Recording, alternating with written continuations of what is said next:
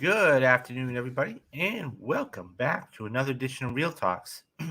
My name is David Steele. I hope everybody is having a fantastic day, no matter where they are. This is the second stream of the day. Earlier, guys, I came on and I did a whole um, episode of the a whole stream, or now it's up as we speak. Second episode of Secret Invasion. So that is up for everybody's viewing pleasure. And so I was really tired the other day. I just couldn't do it. So that's what happened there. So right now, okay, as for the last few weeks, I've been doing a Mission Impossible rewatch series. So I've gone through every single film up to date. Okay.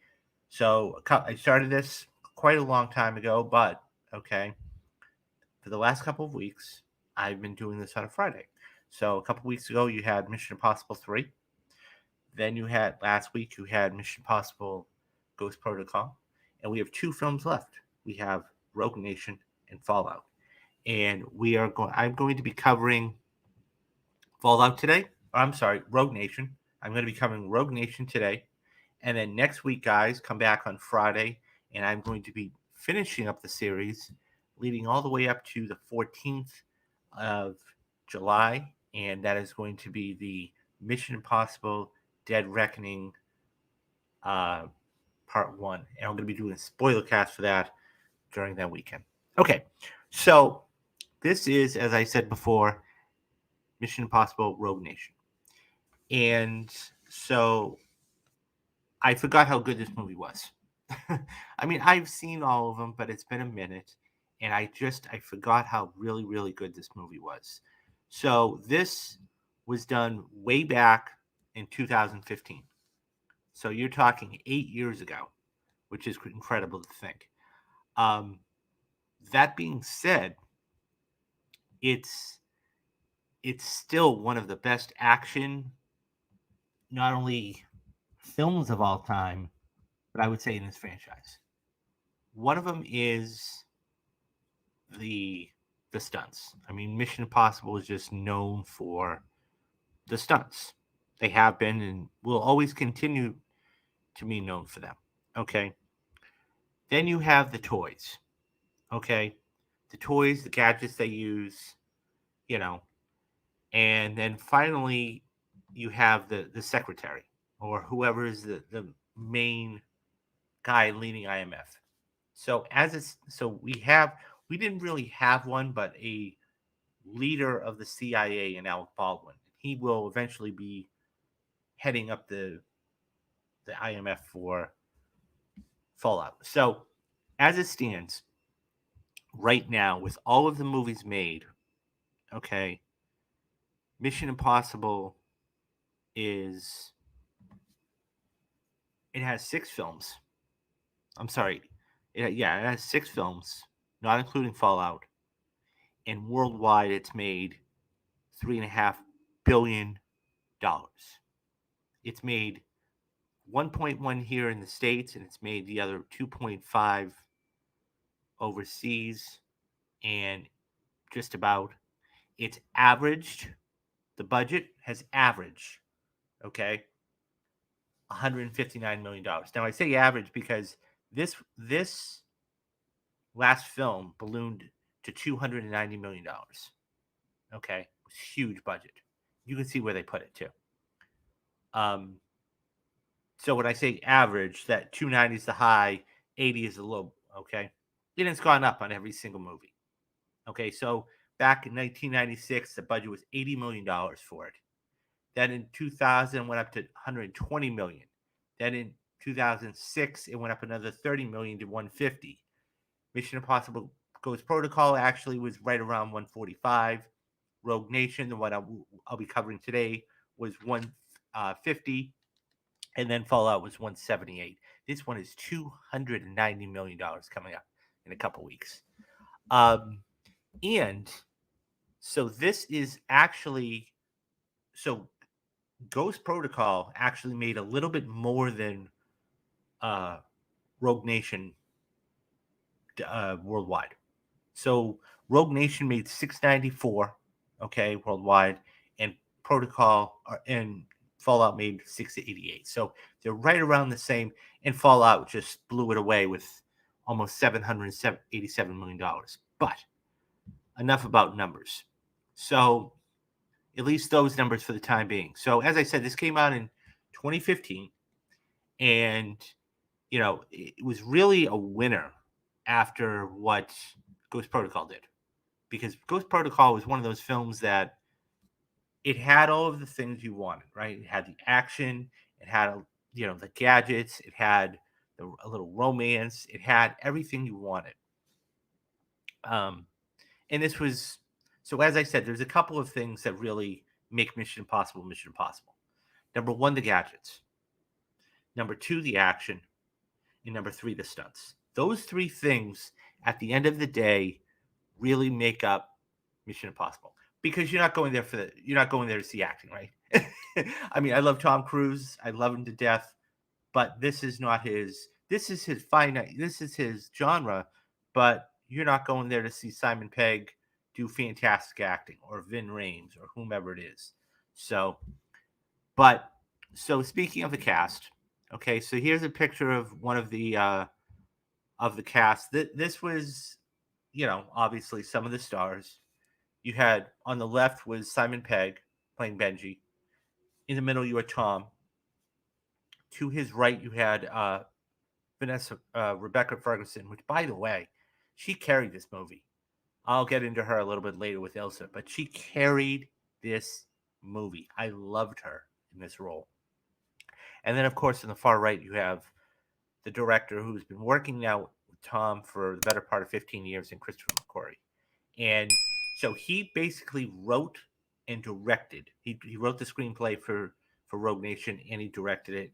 And this is just was a marvelous film. So here's a little more of the extended cast. Okay. Um, so once again, you have, you know, Tom and Simon and Rebecca there. Okay. McQuarrie, cue to the left. So you have Sean Harris on there to his left. Okay. Then you have one of the proxies of Lane, and then you have a couple of the producers on the far left and right. So I mean, still a stellar cast. Everybody's coming back now. Not pictured there, and who was in this film. So a little nugget is Vin Rames, who makes an appearance. Okay, and as I said, Alec Baldwin. So Alec Baldwin and Vin Rames are not pictured there, but they do make an appearance in this film. So let's just start out with what I thought about this. So as this film kicks off, just like a James Bond movie or just like an action movie, you want action. So what is the big stunt? Okay.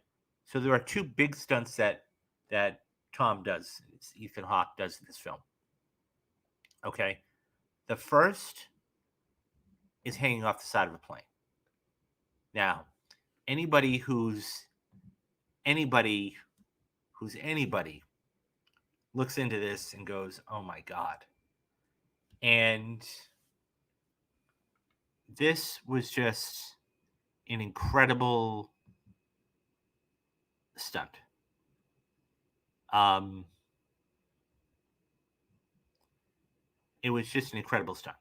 Okay, so if you look into um, the behind the scenes stuff of this, okay, and how they, because I'm fascinated with movies all the way around, not just what's on camera, but how they shot something.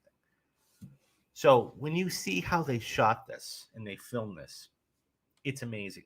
First of all, they had to get permission from Airbus, because this was one of only one or two or three of these planes in the world at that point. So it was kind of like a prototypical prototype. Then you're talking about safety. How are we going to do this so Tom is going to be absolutely safe in doing this film? And that being said, what they did was, it's fascinating, but they put the camera under the wing, away from the propeller, and they were able to film this. And you don't see it there, okay, but because it was done with CGI and they did it out, but there's a wire there, right there, okay, to nearly the left. It's incredible. He probably gets a couple of, I would say, about 1,000 feet in the air. Of course, he still has to breathe, and be able to say his lines. So they did this. They did this particular sequence like 5 or 6 times. Okay, because of course Tom Cruise is a perfectionist and everything else, and he wanted to really get it down perfect, and that's what they did. So I mean, just like a James Bond film starting with an action sequence, that's exactly what this did. So this was a mission that they had to, get the nuclear weapons off of this plane and everything else. And it was pretty funny. So Benji opens the doors and everything else. Yeah, it is. So Plush says, wow, that's a lot of times. Yeah, it is. It is. So you got to remember, I mean, Tom Cruise is a perfectionist, and what he does is he he wants to make it right as many, he's a thrill seeker too. So that being said, he loved doing this. And so they all took a picture, and yeah, it was a fantastic, fantastic set piece. But we start out.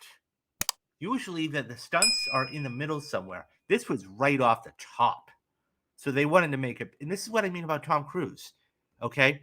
He wants to make it bigger and bigger and bigger for the audience because he loves doing it. Okay. So after that's done, the nuclear weapons are safe. You know, um, he's in London, so he goes into this record shop and he's speaking with the employee who's, so it's an agent. Okay. And so he's going to go get his next mission. And that's the other cool thing I like about this. Okay. Every single movie, it's always something different. Always. So anybody who remembers Mission Impossible, he gets his mission from the tape recorder at the end. Okay. In Mission Impossible 2, he gets it from the sunglasses. Okay. And he gets it from the camera. In Mission Possible 3, it was a different way. In Ghost Protocol, it was a phone, an old phone in Moscow. And that's the prank too, right? So because he said, well, this will self-destruct in 5 seconds. Well, like the phone didn't self-destruct. So he went back and he banged it and he broke, it smoked. Okay. In this particular one, which, is always cool, as he goes into a record shop. And so, as I said, he's conversing with the employee and she hands him a record. And in this particular one, so he puts the needle on the recorder, and then the biometric thing pops up. He does it. Hello, Mr. Hunt. And so basically, he's talking. The mission says the nuclear weapons that you had saved, the that basically the biohazard weapons you had saved. Okay, basically confirms that there was this something called the syndicate, and we are the syndicate. And your mission, and basically your mission, should you choose to accept us, is stop it and stop us. And so subsequently, he gets trapped.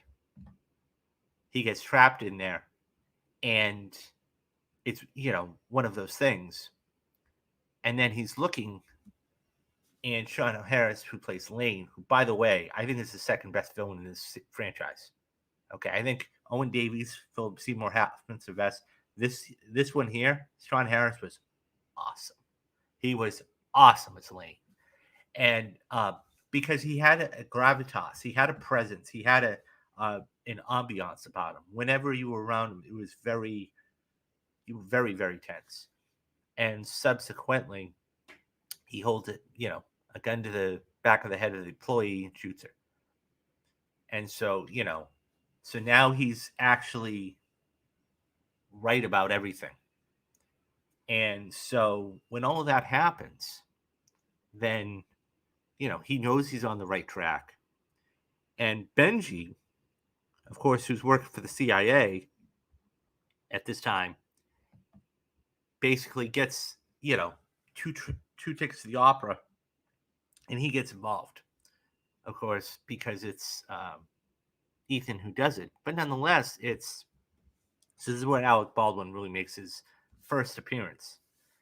And yeah, so a couple of the notes. When we first meet Rebecca Ferguson's character, so Ethan is in a prison.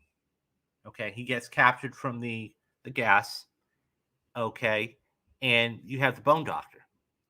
So what makes this scene even more tense is there's no music and there's nothing to be said. When we see her character, she just slowly walks in. She slowly walks in with no dialogue. And she just starts placing her things on the table. The first thing she takes off is her shoes. Then she opens something up. She puts 2 or 3 little vials there, and the needles. They're going to inject into Ethan. One of them's truth serum or whatever it is. And it's building, and it's building, and it's building. And then you see the Bone Doctor come in, and of course he's a more physical guy.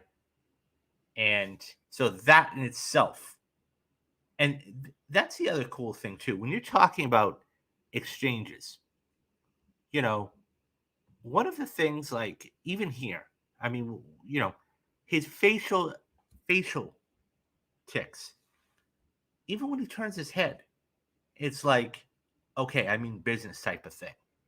And that's the thing. You don't have to say anything, and less is more. But yeah, so it's one of those things where once he helps her, she helps him escape. Okay, I'm not going to go beat by beat by beat because you guys have probably already seen the movie. And she's actually involved with the syndicate in his. So she's sent to Austria to kill the prime minister. So the whole fight sequence in the opera, unbelievable. How it has a funny tone as well, and it just works all the way around. I think that they know when to mix it up as far as comedy, and they also know when to be very serious. And I think that that's an important thing when it comes to the tone of the movie. Like, how is it? How are we going to do this? So, as I said, when Ethan basically, so they go to raid his place, and he's not there. He's not there. So he has a camera. It reminded me of the scene like in The Equalizer. I don't know if you guys have seen this movie, but the bad guy basically is going to look in his apartment, and he's elsewhere, but he has all these cameras set up around the place. And what ends up happening is he's watching it on a tablet. And that's exactly what ends up happening. Meanwhile, Brant's looking, and he's basically saying, look at all this stuff.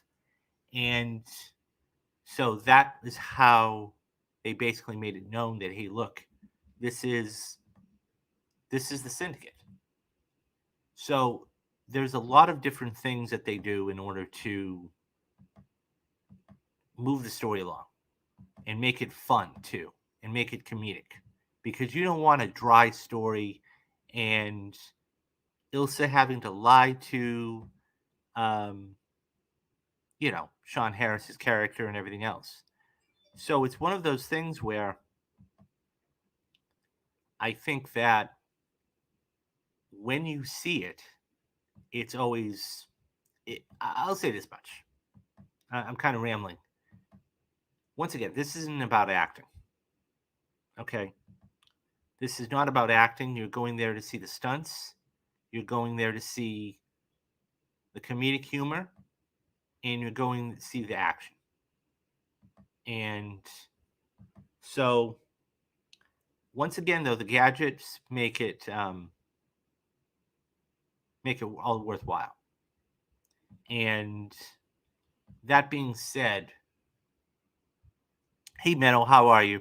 Glad you could join us here. Yeah, I was just talking about Rogue Nation, And, I'm not trying to go beat by beat because I know you guys have seen it before, but I also wanted to give you a little bit of background.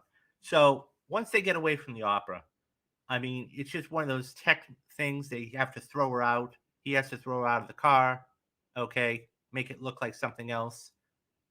And the lipstick was actually USB. And so you have a couple different stories. So you have Brant and Luther. Okay, they go to find Ilsa in Morocco. Okay, so and then you have Benji and Tom. Oh, thank you very much. Metal has just become a member. Thank you very much for that, Metal. I appreciate that deeply, and thank you very much. Um, that means a lot to me. Thank you very much for doing that. But yeah, it's one of those things where I think that this really understands, and they really underscore everything. They know they're in their prime here, so to speak.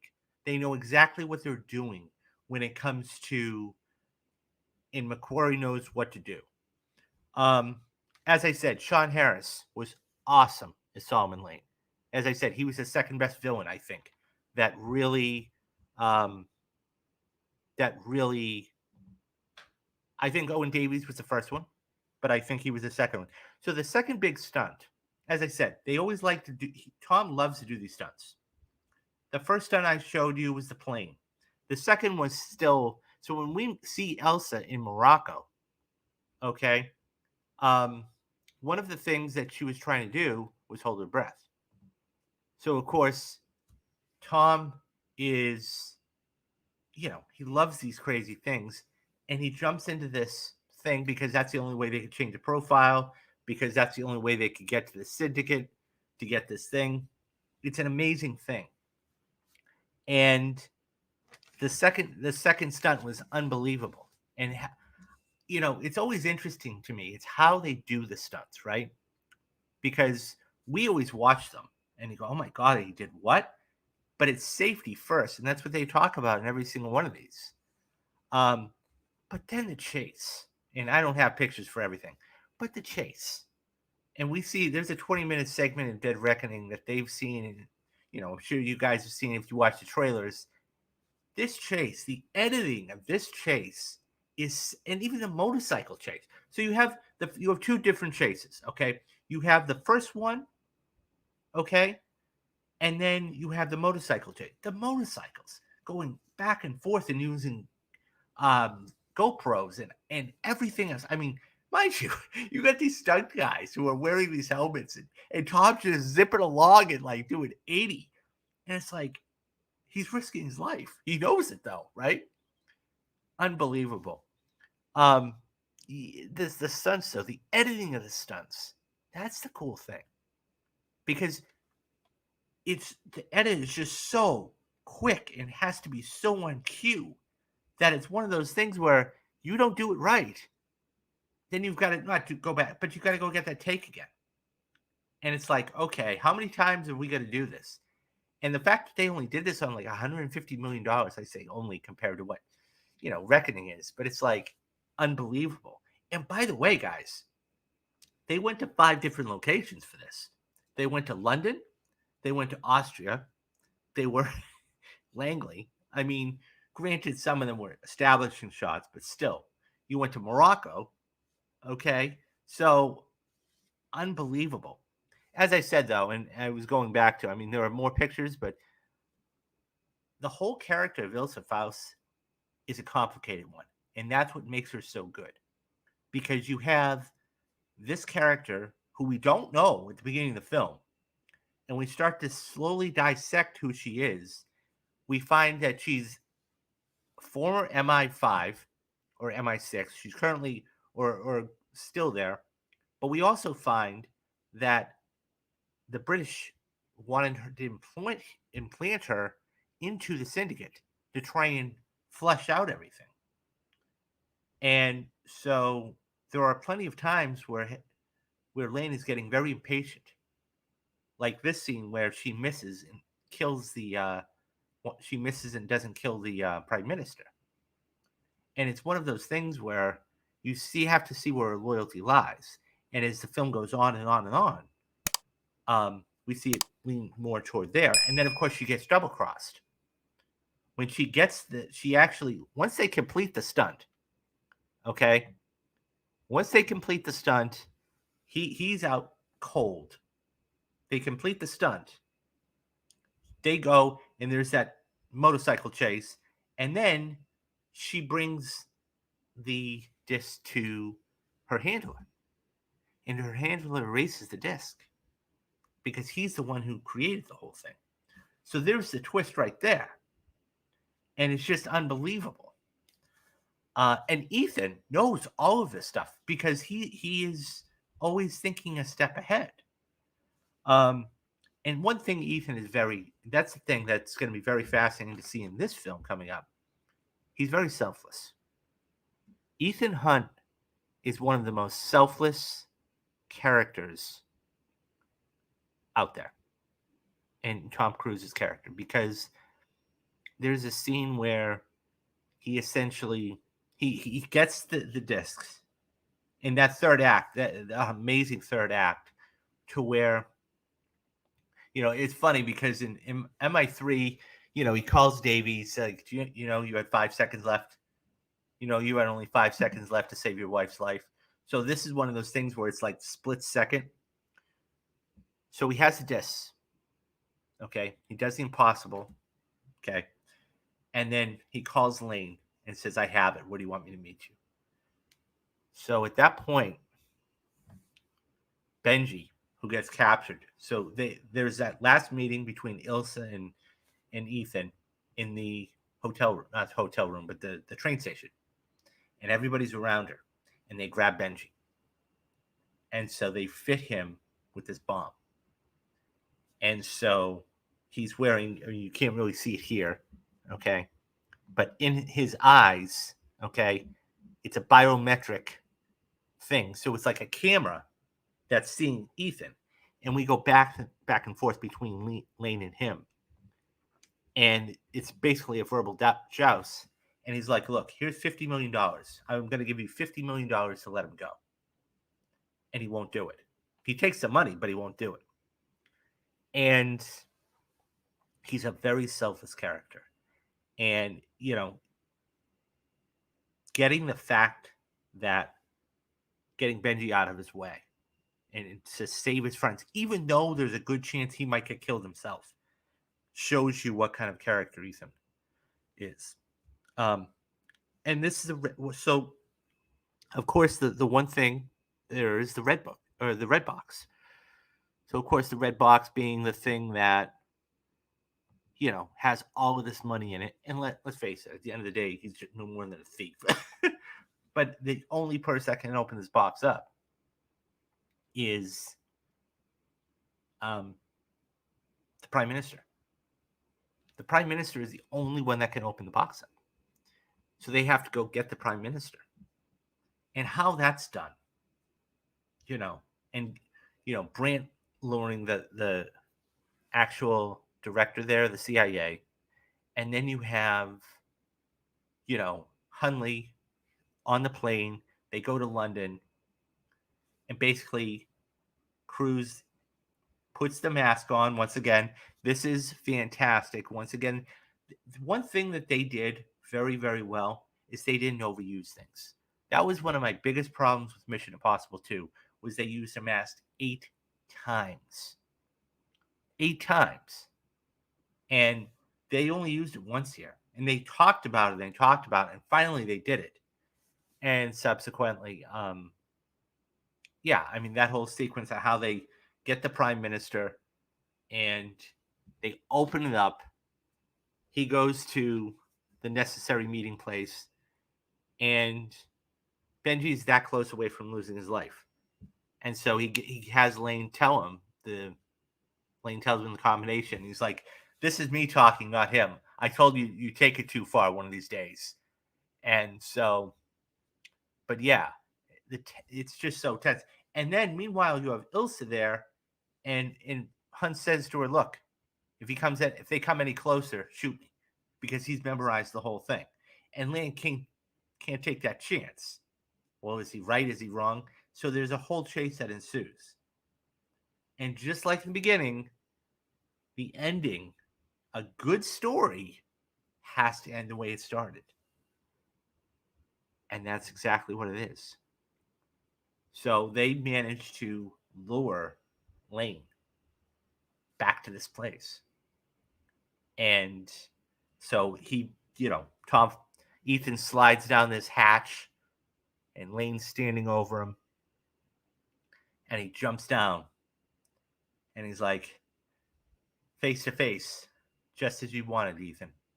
And he's about to step forward, and the door slams in his face. And Brant slams that one. And then there's one on top. And then it cuts to Bendy doing that. And then you just see Ethan walk in, beautifully done with the lighting and everything else. And then Ilsa walks in. And the look on their face is priceless. And he says, ladies and gentlemen, I'd like to introduce you to Solomon Lane. Mr. Lane, I want you to meet the IMF. And Benji cranks. He just doesn't say anything, just gives a nod over, cranks up the gas, and knocks him out.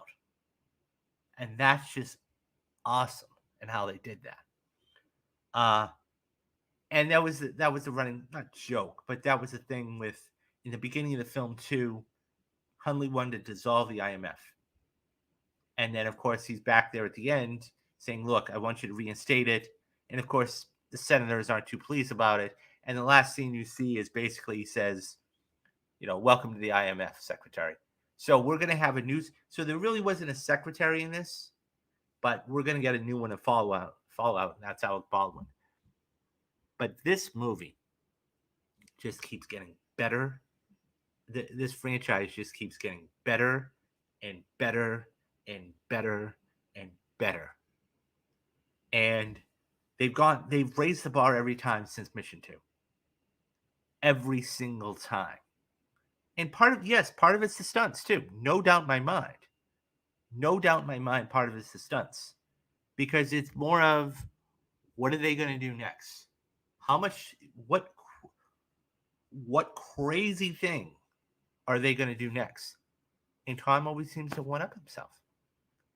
And whether he's diving into a thing of rushing water or hanging off the side of a plane, okay?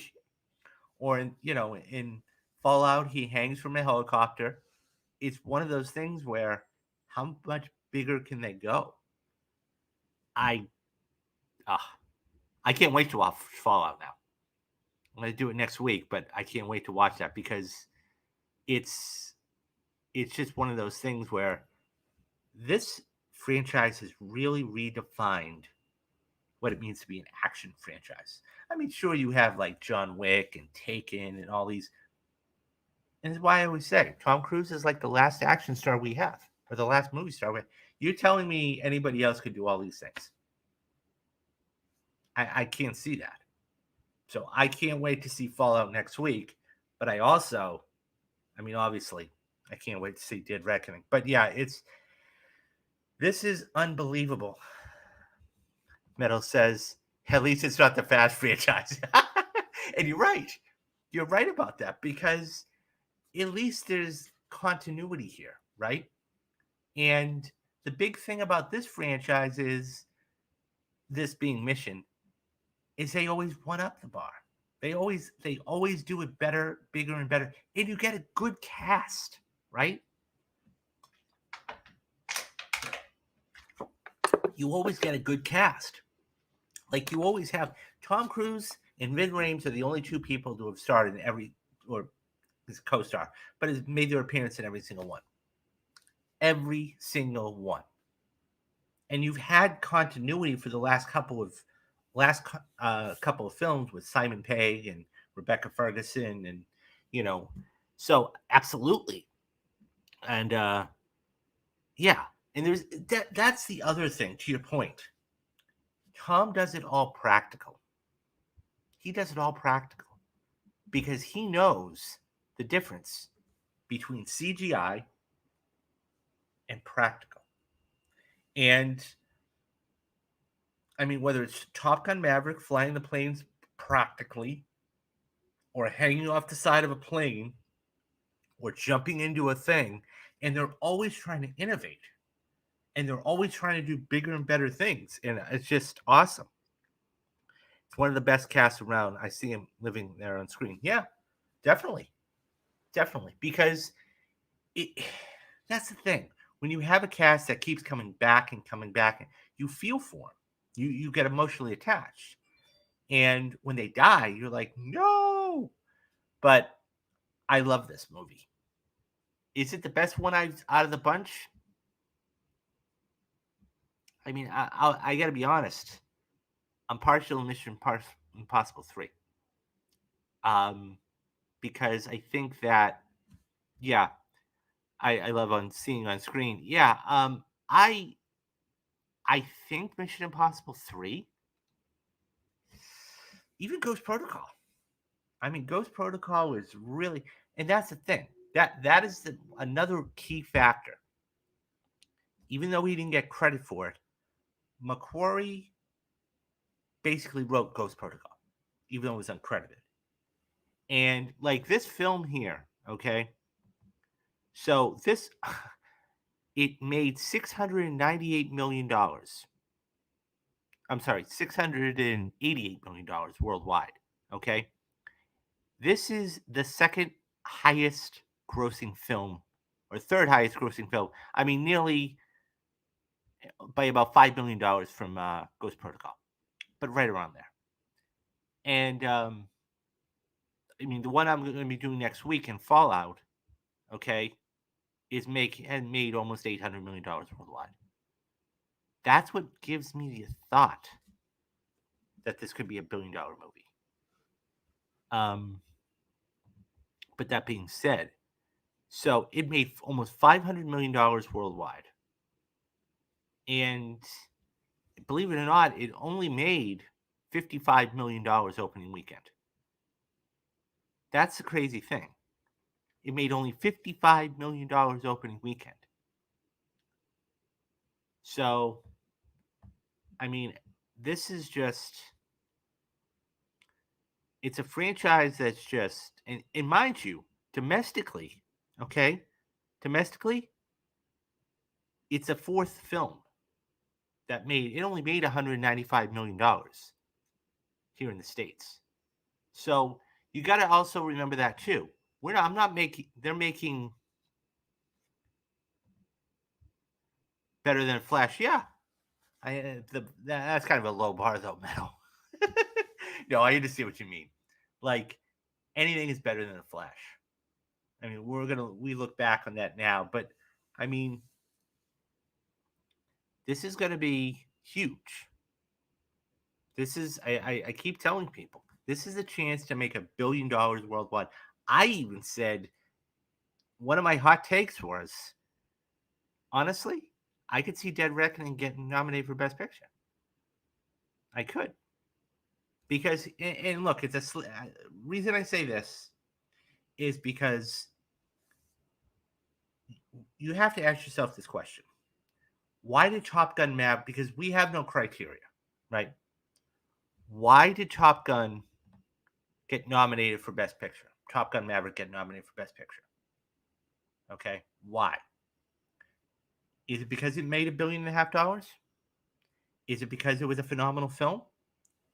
It wasn't because of the acting, because there were no acting nominations. So what made it a Best Picture nominee? And I think it was a couple of things. Number one, the editing, which it actually did. Okay. Two was the screenplay, but it was the money. And it was the production value. And I think at the end of the day, if we start look at the Avatar: The Way of Water, right? That was more for the visual than anything else, and it made a boat. I mean, they had to print money for that movie.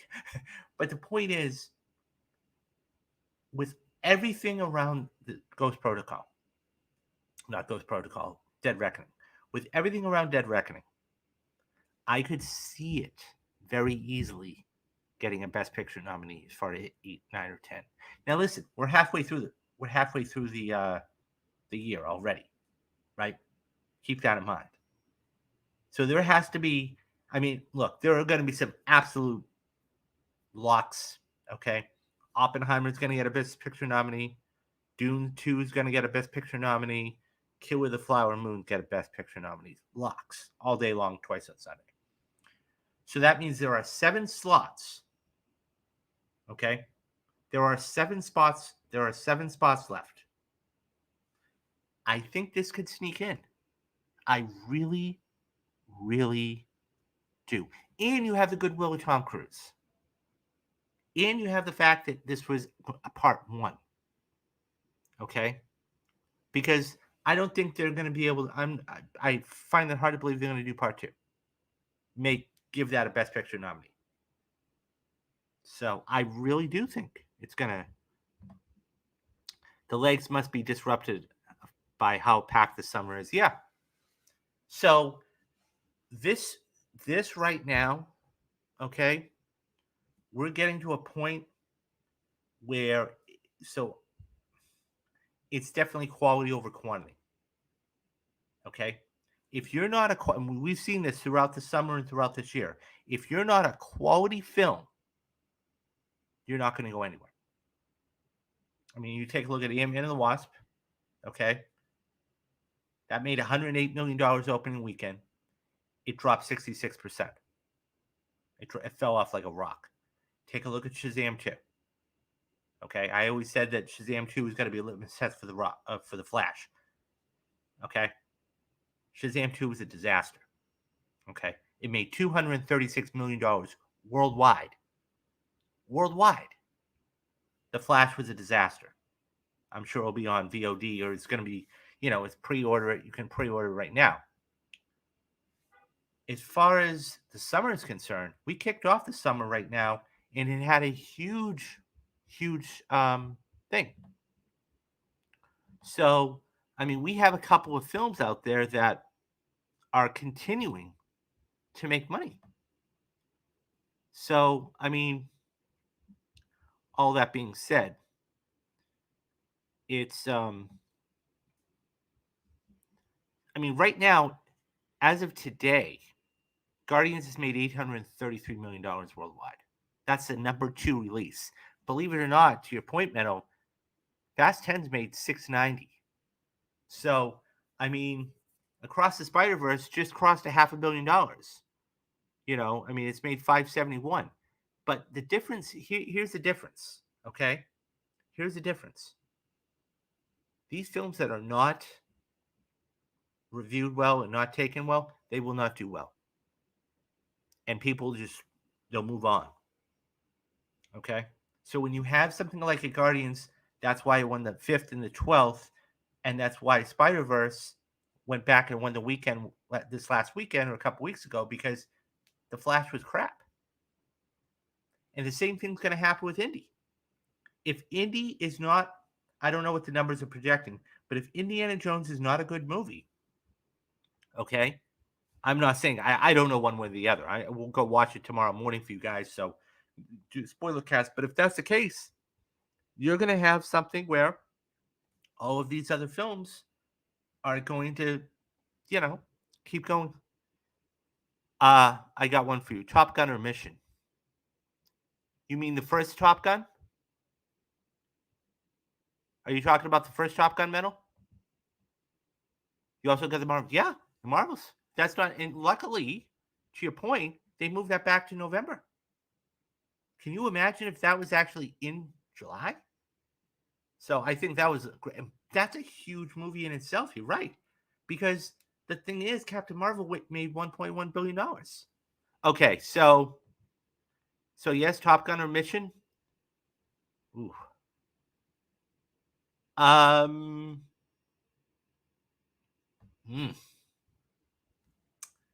That's a tough one.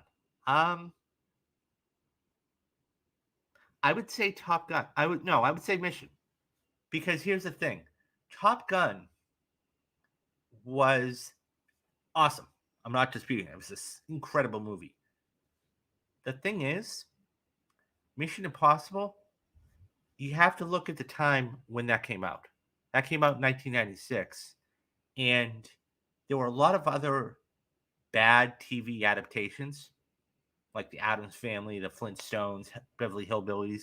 This was one of those that really started well and really kicked off Tom Cruise's second part of his career. I mean, he just did Jerry Maguire either that year or the year before. I would have to go. Now, the thing is, I'll say this much. I would pick Top Gun Maverick over Mission Impossible, the original Mission Impossible, because Cruise, what he did in that case was he was a cinematographer and everything was practical. But if we're talking about 1-to-1, and I think the other thing too is there's been 6 Mission Impossible movies. There's only been 2 Top Gun movies. So there's something to be said there. William in shambles. I'm concerned about the Marvels. I'm not too concerned. I mean, look, they had to do it. They had to move it just because of everything. Now, I could see your concern because, look, here's the thing. You have things like Wonka coming out in December. You have Dune 2. You have Killers of the Flower Moon. You have all of these things. But I just don't see it. Look, Miss Marvel was one of the best shows on Disney Plus. Okay? That was the right way to introduce the character for the Marvels. It's going to give them more time to do the CGI, the story, and everything else. And I think that, is it going to make $1 billion? No. I don't think it'll make $1 billion. And by the way, that's not the end all be all. But I think it's going to be a fun film. I think it's going to be a cool film. And I think it's going to set things up later on, especially now that we have other things going on. I'm concerned. No, it will be good. Just have faith. I think it will be good. And you got to ask yourself this question. Even if it does bomb, what is that, $500 million? Disney's going to be, or Marvel's going to be fine. Anything they make, you have to, and what I've always said is this, that you can only go 1-to-1, right? So you can only compare it to the first one. If you're comparing it to the first one, then yeah, it might bomb. Because that was an anomaly. That made 1.1 billion. But I'll say this. If it can make $750 million, that's a great for a sequel. So I agree Miss Marvel was good. Yeah, so I think that was the right way to do it. And I think that's going to be, I think it'll be fine. And we've seen the trailer already, right? And the trailer looked really good. It looked funny. So I think once we start to see the second trailer, once that comes out, and who knows, we might get one in Comic-Con. Well, they've already said they're going to pull out, but that's the thing about a Marvel or anything. They can drop it at any time and break the internet. So, no, yeah, I agree. So, but yeah, so I want to absolutely thank Metal again for dropping the membership on that. That meant a lot to me. Thank you very much. And you're one of the core guys. You're one of the core people that has been here since the beginning and everything else. So I want to thank you for that because you know what it's trying to do, it's starting to grow. So thank you very much for that. Captain Marvel was coming off hot of the Infinity War. And yeah, no, absolutely. And I think the other thing too is, Metal, that everybody wanted to see it. Because don't forget, Ike Perlmutter, for what he would not let a Black Panther movie ever be made. He would not ever let a woman superhero lead. And what happened? They were both billion-dollar movies. So I think there's something to be said about that. So, all right. So that is Rogue Nation. This one is, it's a fun movie, guys. It's a really, really fun movie. You know. Hey, Dad, how are you? How are you?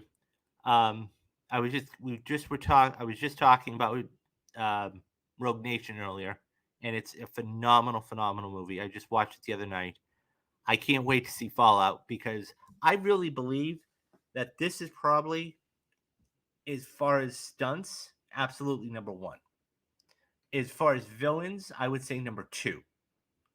As far as story, it's right up there.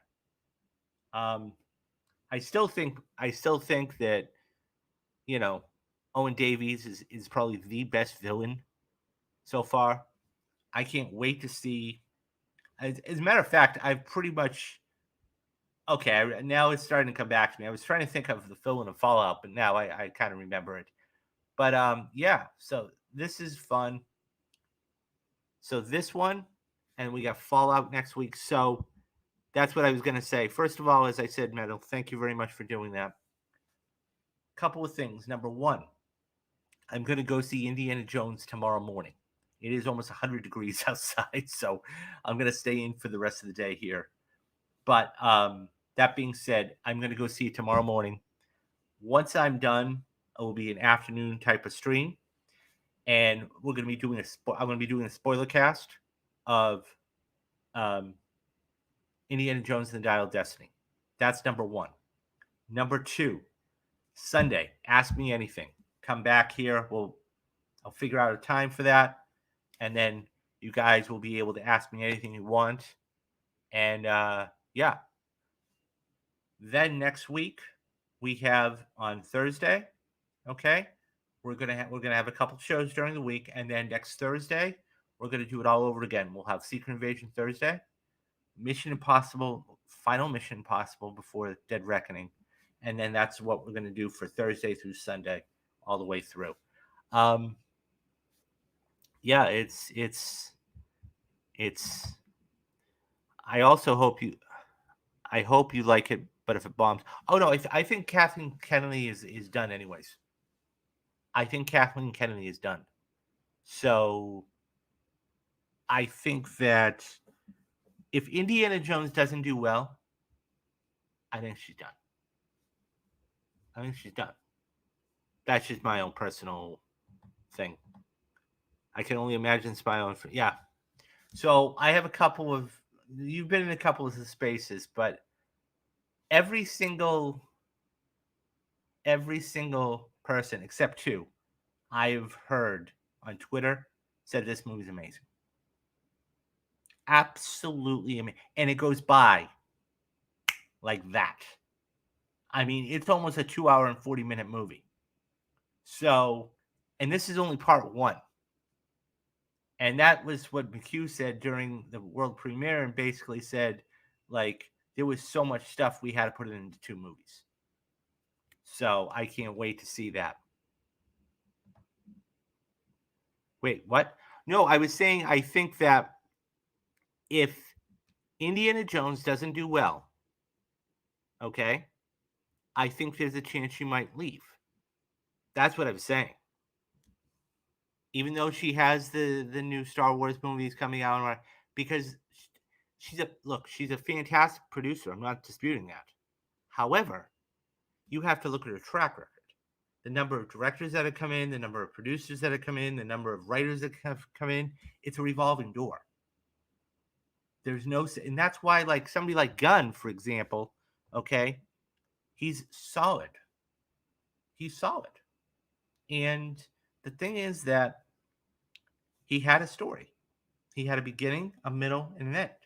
And he went through with it, and you see the results. I mean, as I said, Guardians has made almost $835 million this year. It's incredible.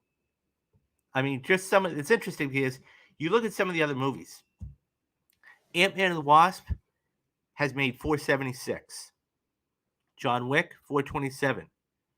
Creed 3, well, I mean, there's kind of a drop off. So the top 10 movies going from 10 down or 10 up. Flash has only made $217 million. Creed 3, 275. Transformers made 347. John Wick made 427, and of course that's why they're making a fifth one. Ant-Man and the Wasp made 476. The Little Mermaid crossed $500 million, which is phenomenal to see. Spider-Man Across the Spider-Verse, 571. Fast X, that catastrophe, made 690. And Guardians of the Galaxy made 833. And of course, you have the Super Mario movie making over $1 billion. So it's a pretty. It's gonna be interesting to see. I don't know if you're going to see another $1 billion movie this year. I At least this summer.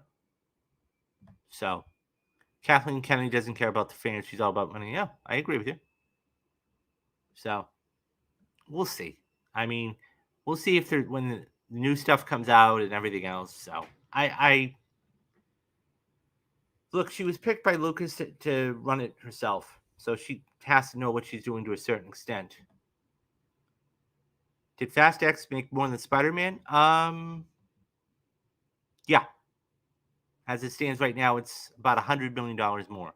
So, but the key thing there is, so Fast X only made $145 million here in the States, and it made the other 545 overseas. Spider-Man Across the Spider-Verse made $328 million here, and the other 243 across the pond. So there's something to be said about that, because you have people coming back and coming back and coming back. And this is what I was talking about, cannibalizing. If it's quality over quantity. If it's not a good, the week before is not a good film, that will just eat it up. And that's what's going on. And that's what happened with Spider-Verse. And that's what happened with Elemental. So it's going to be interesting to see what happens. But okay, so yeah, that's going to do it for this Mission Impossible film. I can't wait to watch Fallout. I'll do that next week. So guys, a couple of things. I think I already know what I'm gonna do for. Don't forget, July is right around the corner, and the other thing too is brand new Perfect movie, right? So I was just flipping through the channels today, and I think I know what I'm gonna do for the Perfect movie, and that's the Tom McCarthy directed Best Picture winner, Spotlight. I know it's probably not the best thing to do during the summer blockbuster, but Spotlight is an incredible movie with a cast that is second to none.